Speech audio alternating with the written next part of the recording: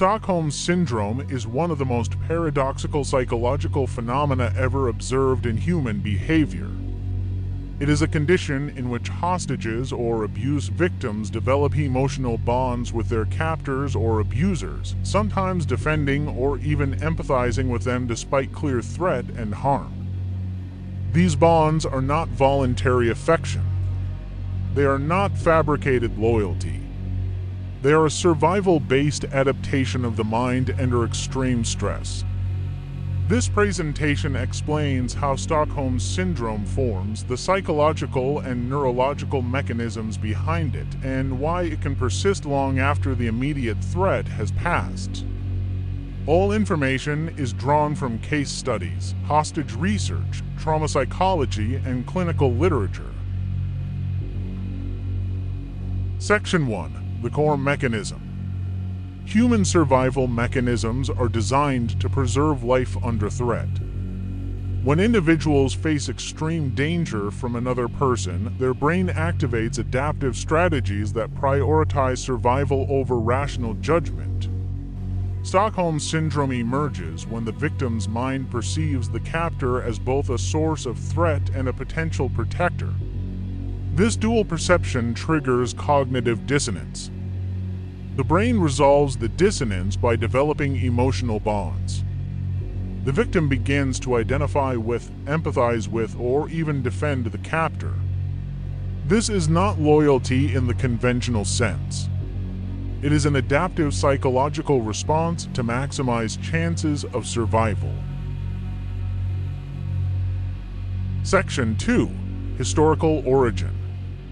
The term Stockholm Syndrome originated in 1973 following a high-profile bank robbery in Stockholm, Sweden, during which several hostages were held captive for 6 days under constant threat.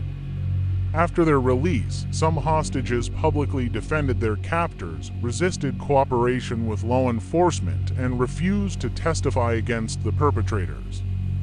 Swedish criminologist and psychiatrist Nils Bejerot noted that, despite prolonged fear, confinement, and the risk of serious harm, the victims had developed emotional bonds and positive feelings toward their captors.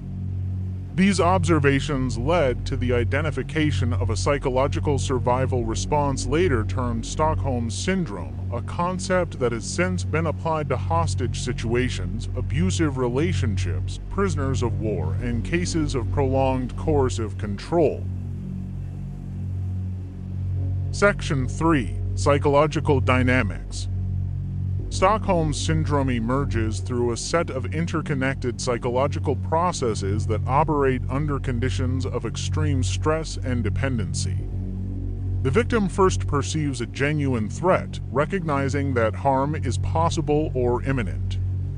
When the captor then shows small acts of kindness or refrains from violence, the brain amplifies the importance of these gestures, interpreting them as signs of safety.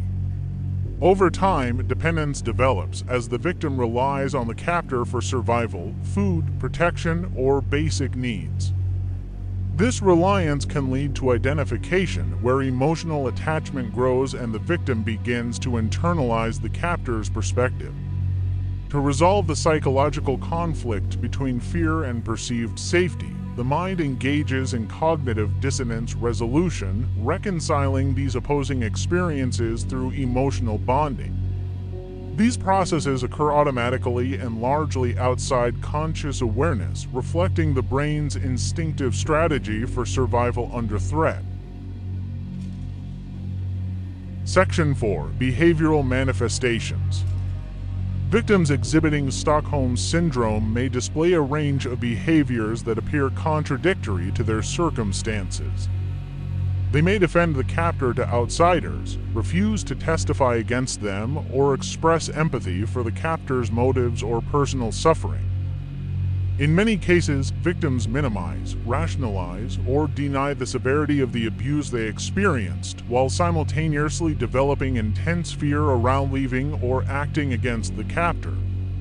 These behaviors are not voluntary, strategic, or manipulative. They emerge as a psychological survival response driven by the brain's attempt to reduce perceived threat, maintain a sense of safety, and create predictability within an otherwise uncontrollable and dangerous environment. Section 5. Trauma and stress response. Stockholm Syndrome is deeply rooted in the body's stress response. Under extreme threat, the sympathetic nervous system is activated, triggering the classic fight, flight, or freeze reactions. In cases of prolonged captivity, the freeze response often becomes dominant, while emotional attachment to the captor can reduce the intensity of fear and anxiety. Identification with the captor simultaneously increases the likelihood of compliance and perceived safety. Neurochemically, heightened levels of cortisol and adrenaline during these stressful periods reinforce memory formation and strengthen emotional associations. Over time, bonding with the captor becomes neurologically encoded as a survival strategy, creating automatic patterns of attachment that persist even after the threat has passed. Section 6. Neurological findings. Neuroimaging studies of individuals exhibiting Stockholm Syndrome reveal specific alterations in brain function that correspond to fear, attachment, and threat processing. Altered activity in the amygdala affects how fear and perceived threat are regulated, while increased connectivity between the prefrontal cortex and limbic system facilitates the rationalization of danger and complex emotional responses. Additionally, modulation of oxytocin pathways appears to promote attachment to the captor under conditions of prolonged stress. These neurological findings indicate that Stockholm Syndrome is not a conscious choice or deliberate behavior. Rather, it is a measurable physiological and cognitive response to sustained threat, dependency, and the need for survival. Section 7. Risk factors.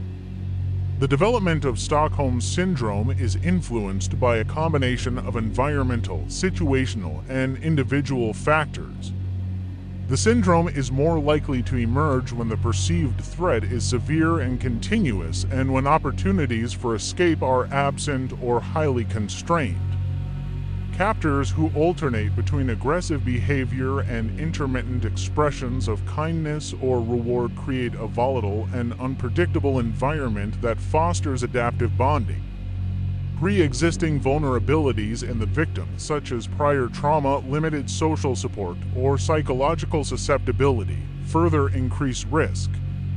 Social and physical isolation from external sources of support compounds these effects. Together, the interplay of sustained threat, dependency, and intermittent reinforcement establishes the neuropsychological conditions necessary for the formation of attachment to the captor. Section 8. Associated conditions. Stockholm Syndrome frequently co-occurs with a range of psychiatric and trauma-related conditions, reflecting the profound psychological impact of prolonged captivity and threat exposure. Common comorbidities include post-traumatic stress disorder, generalized anxiety disorder, major depressive episodes, dissociative phenomena, and complex trauma responses. These associated conditions can significantly complicate clinical recovery as they reinforce maladaptive coping mechanisms, disrupt emotional regulation, and perpetuate hypervigilance. Importantly, the effects of these often persist well beyond the termination of the threatening environment, highlighting the long-term neuropsychological consequences of sustained trauma and dependency. Section 9. Behavioral case studies. Several documented cases illustrate the development of Stockholm Syndrome in real-world scenarios. Newspaper heiress Patricia Hearst, kidnapped by the Symbionese Liberation Army in 1974, developed allegiance to her captors and even participated in an armed robbery alongside them after weeks in captivity. During the 1985 hijacking of TWA Flight 847, passengers reportedly expressed sympathy and understanding toward their hijackers despite the ongoing threat to their lives. Similarly, Western hostages held in Lebanon throughout the 1980s and 1990s, including individuals such as Terry Anderson, Terry Waite, and Thomas Sutherland, demonstrated complex emotional responses, at times acknowledging moments of humane treatment from their captors despite harsh and prolonged confinement.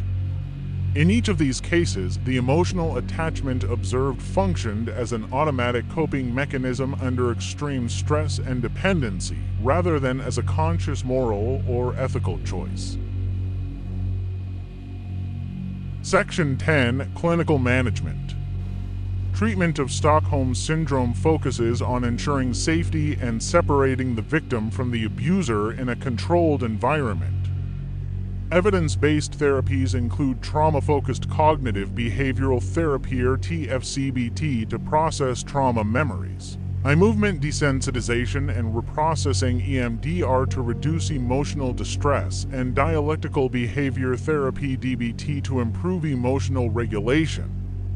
Psychoeducation about trauma responses and participation in structured support networks help survivors rebuild trust and autonomy. Recovery is gradual, as emotional attachment to the captor may persist initially, but therapy aims to recalibrate threat perception and restore psychological resilience. Section 11. Final Summary. Stockholm Syndrome represents a survival-driven affective bond that emerges under conditions of prolonged threat and dependency. Victims perceive captors as simultaneously threatening and protective, triggering non-conscious activation of neural circuits involved in fear conditioning and attachment, including the amygdala, ventromedial prefrontal cortex, and oxytocinergic pathways. This attachment is neither voluntary nor manipulative.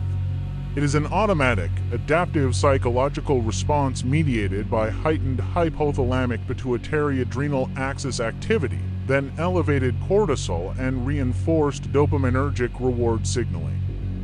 Rare neuropsychological observations indicate increased limbic prefrontal connectivity, which facilitates cognitive rationalization of threat while sustaining effective bonding. Stockholm Syndrome exemplifies the brain's capacity for survival-oriented adaptation under duress, illustrating how extreme stress can simultaneously engender compliance, attachment, and long-lasting alterations in cognition and emotional processing. You've just heard one more fragment of how unstable, unpredictable, and fragile the human mind really is. If this case or this disorder changed the way you look at people, that means you're finally seeing what most can't see. New files will be opened soon. More cases. More disorders. More cracks in the human psyche. Until then, stay observant. And if you want more cases, you know what to do. Remember, observation is survival.